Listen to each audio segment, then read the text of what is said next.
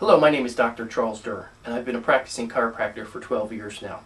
And for the purposes of this video, it's important to understand that I'm certified in functional blood chemistry analysis. And if you're watching this video, it's most likely that you or a loved one suffers from an underactive thyroid gland, or what's called hypothyroidism. And I've been certified in functional blood chemistry analysis by Dr. Karazian. He's the author of this new book, Why Do I Still Have Thyroid Symptoms When My Lab Tests Are Normal? Now, according to Dr. Karazian, the main symptoms of hypothyroidism are fatigue, weight gain, hair loss, constipation, low libido, cold hands and feet, depression, insomnia, nervousness, anxiety, heart palpitations, and many other symptoms. And unfortunately, according to Dr. Karazian, the modern approach to thyroid disease management is woefully antiquated and overly dependent on synthetic thyroid replacement hormone. And unfortunately, 27 million Americans suffer from some sort of hypothyroid disease. And the modern approach ignores many of the underlying causes and just worries about one thing: the thyroid stimulating hormone levels. And they can be normal, and you still can have a very dysfunctional thyroid gland. So according to Dr. Karazian, the main cause of hypothyroid disease is what's called Hashimoto's thyroiditis, which is an autoimmune attack on your thyroid gland. So in essence, you really don't have a thyroid problem, you have an autoimmune disease. Your thyroid gland is being attacked and destroyed by your own body. Now, frequently, the underlying cause of Hashimoto's disease is an allergic or intolerance to gluten, which is a very similar molecule to the thyroid gland.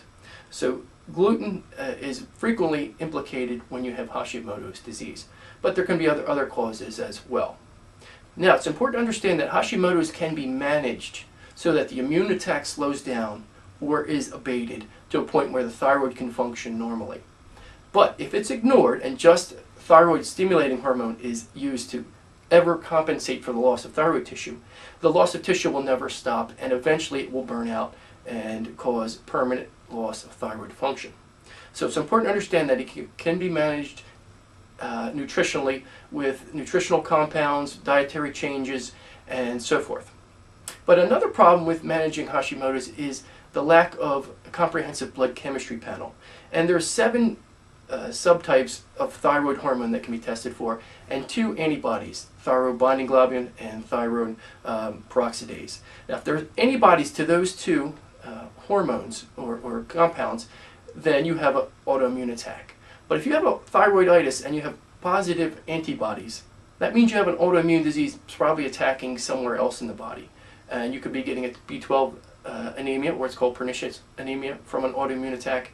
And it's important to understand that if you don't address the underlying cause of your thyroid disease, the autoimmune problem, it's causing havoc and wreaking havoc throughout the entire body. So it's important to understand that Dr. Karazian has found a way to decrease the autoimmune attack and turn off the body's attack on its own thyroid gland. Now, the second leading cause of hypothyroidism is what's called pituitary hypofunction. Now, it's important to understand that the hypothalamus stimulates the pituitary gland to produce thyroid-stimulating hormone. Now, the thyroid gland then will produce thyroid hormone in T4 and T3. T3 is the active form that can be absorbed into the cells, and the thyroid gland then tells the body what to do. And it's important to understand that the thyroid gland is the governor for the entire function of every metabolic activity within your body. So if the T3 cannot get into the cells, or the T4 cannot be broken down into T3, then the result is a decreased performance of the thyroid gland. So if the pituitary gland is sluggish due to excessive stress and cortisol released by the adrenal glands, it starts to become sluggish, and then the thyroid becomes sluggish. So it's also important to understand that this can be managed both nutritionally and through dietary changes, nutritional compounds, and so forth. And then the third leading cause is what's called thyroid underconversion. So if you have chronic stress and cortisol release, what happens is the thyroid gland cannot break down T4 into T3. All right? And what happens is you have an excess of T4, decrease of T3, and it can't get into the usable form, which is then delivered into the cells. Now, how the thyroid gland works is basically it's a butterfly-shaped gland on your Adam's apple. After the pituitary signals it to produce thyroid hormones, 20% is usable immediately in what's called T3. 20% is unusable in what's called reverse T3. And then 60% is produced in T4. Now that T4 is delivered to the gut and the liver to be broken down into be usable T3. So if you have problems with liver due to poor sugar problems or cholesterol issues or taking statin drugs, and your liver can't perform properly, it will not break down the T4 into T3. And 20% of your T4 is transferred to usable T3 in your gut. So you have excess of what's called dysbiosis, which means you have bad bacteria overgrowing good bacteria, excessive yeast due to antibiotic use and so forth. Those good bacteria will not transform that T4 into T3, which will then be delivered to the cells. So you get thyroid underconversion from chronic stress, among other problems. Then there's thyroid overconversion, when there's too much T3 broken down, and there's a decrease in the thyroid binding globulin. The thyroid binding globulin delivers the thyroid hormone to the cells in the bloodstream.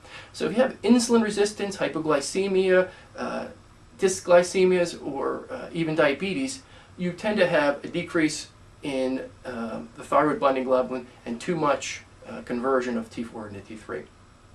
Now, another cause of thyroid underperformance is thyroid binding globulin elevation, and this is usually caused by estrogen therapies or birth control pills. And what happens is if you have too much thyroid binding globulin, when it gets produced in the thyroid gland and delivered to the cells by thyroid binding globulin, they don't let it go. So what happens is you have normal blood tissue, blood tests, but the hormones can't get released into the cells. And another main cause is what's called thyroid resistance. And this is when you've been on thyroid replacement hormones for so long, and the amount of thyroid stimulating hormone has been so great that the cells become desensitized. They start to ignore the signals of the thyroid hormone, and you need more and more to try and get those thyroid hormones into the cells to do their job. So it's Hashimoto's 70% of the time, pituitary hypofunction, thyroid underconversion of T4 to T3, thyroid overconversion of T4 to T3, too much thyroid binding globulin, which won't let the thyroid hormones into the cells, thyroid resistance caused by too much hormone over a long period of time, desensitizing the cells to the hormone itself. Now, many of the underlying causes of thyroid disease or dysfunction are anemias. Okay, anemias is what's called, according to Dr. Karazian, a deal breaker. If you have anemia, it will be impossible for your body to perform properly and produce the proper amount of thyroid hormone.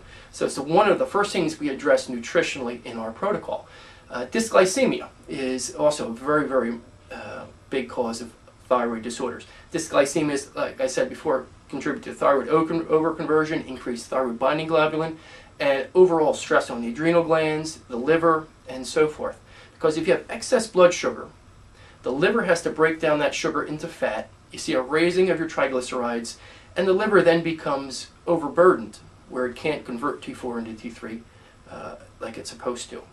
Now, a leaky gut is often an underlying cause for many reasons. A leaky gut lets long-chain proteins into your bloodstream, which then trigger an autoimmune attack.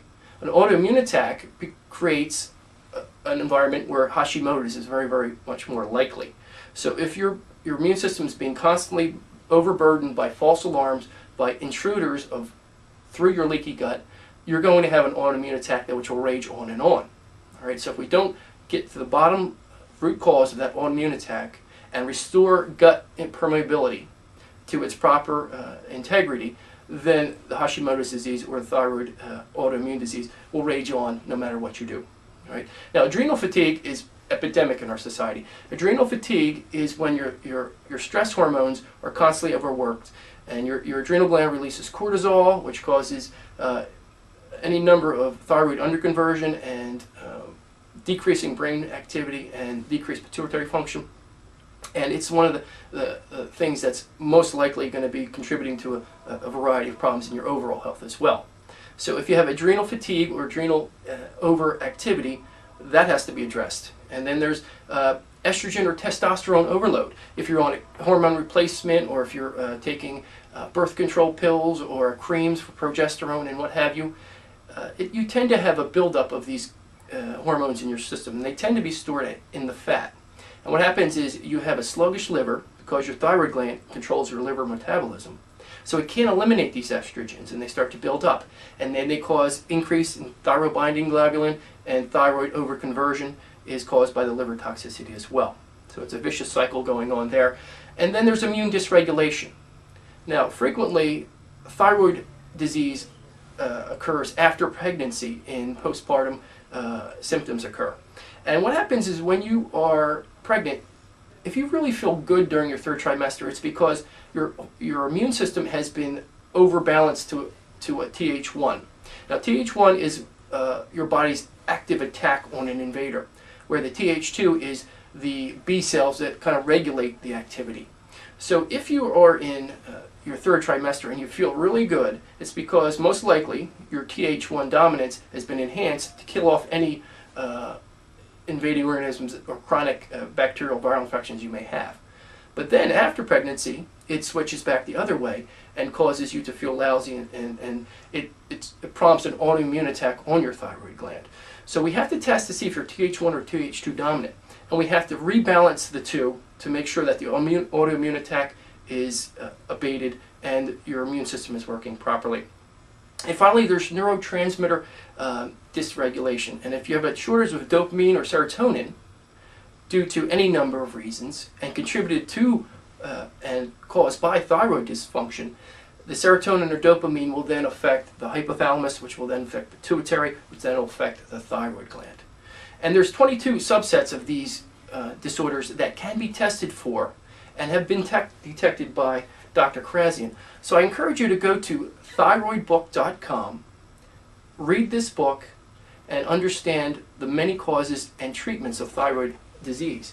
And it's important to understand also that with nutritional management, nutritional compounds, sound blood chemistry analysis, and a doctor who's trained in interpreting the results, you can get off thyroid hormone, you can reduce thyroid hormone, and you can, more importantly, improve the performance of your thyroid gland and therefore improve the overall functions within your body.